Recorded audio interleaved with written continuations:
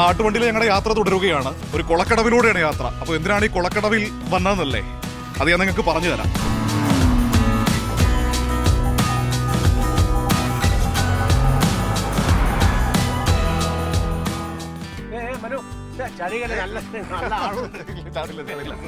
ഞാനിങ്ങനെ മീനൊക്കെ കണ്ടിങ്ങനെ നിൽക്കുകയായിരുന്നു.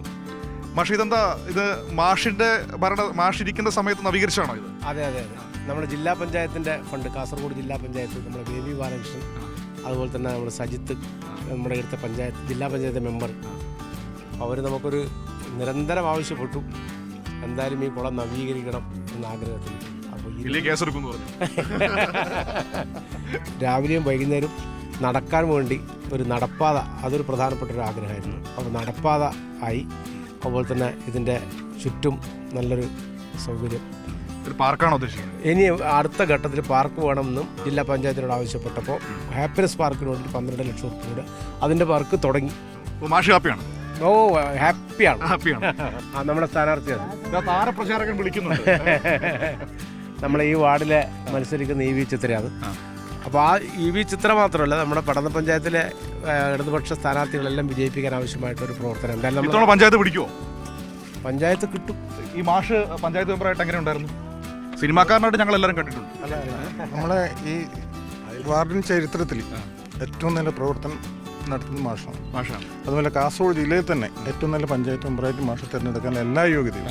ഇതാണ് നമ്മുടെ സ്ഥാനാർത്ഥി, നമ്മുടെ സ്ഥാനാർത്ഥി EV ചിത്ര. ഇനി മാഷിന്റെ പകരക്കാരായിട്ട് ചേച്ചിയാണ് വരുന്നത്. മാഷ് എത്ര ആവൂലെങ്കിലും ഒരു പ്രതീക്ഷ എന്താണ് ഇത്തവണ മത്സരത്തിലേക്ക് ഇറങ്ങുമ്പോൾ? മാഷിന്റെ ഒക്കെ വികസന പ്രവർത്തനങ്ങൾ, വികസന പ്രവർത്തനം ഉണ്ടായതുകൊണ്ട് തന്നെ നമുക്ക് നല്ലൊരു വിജയം കൈവരിക്കാൻ കഴിയുന്നെന്ന് എനിക്ക് തോന്നുന്നു. ആണല്ലേ? എങ്ങനെയുണ്ട് നമ്മുടെ കൂട്ടത്തിൽ ഒരാൾ സ്ഥാനാർത്ഥിയായിട്ട് വരുമ്പോൾ? ചിത്രേട്ടി മാഷെ പോലെ തന്നെ മുമ്പിലെത്തുന്നാണ് എൻ്റെയും പ്രതീക്ഷ.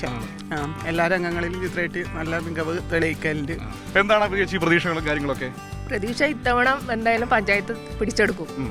പിന്നെ നല്ല ഭരണം തന്നെയായിരിക്കും നമ്മളെ ചിത്രേച്ചിയും കാഴ്ചവെക്കല്. കാരണം മാഷ് ഒരുപാട് പ്രവർത്തനങ്ങൾ നടത്തിയിട്ടുണ്ട്. മാഷ് നിങ്ങൾക്ക് ഒരു വഴി വെട്ടിയിട്ട് തന്നിട്ടുണ്ട്, അതിൽ നടക്കണം. പിന്നെ തുടർന്ന് നമ്മൾ കൂടുതൽ കൊണ്ടുവരണം പരിഷ്കാരങ്ങളും, പിന്നെ പുതിയ പുതിയ കാര്യങ്ങളും. അപ്പം എല്ലാം ചെയ്യും, എല്ലാം നേരെയാകും.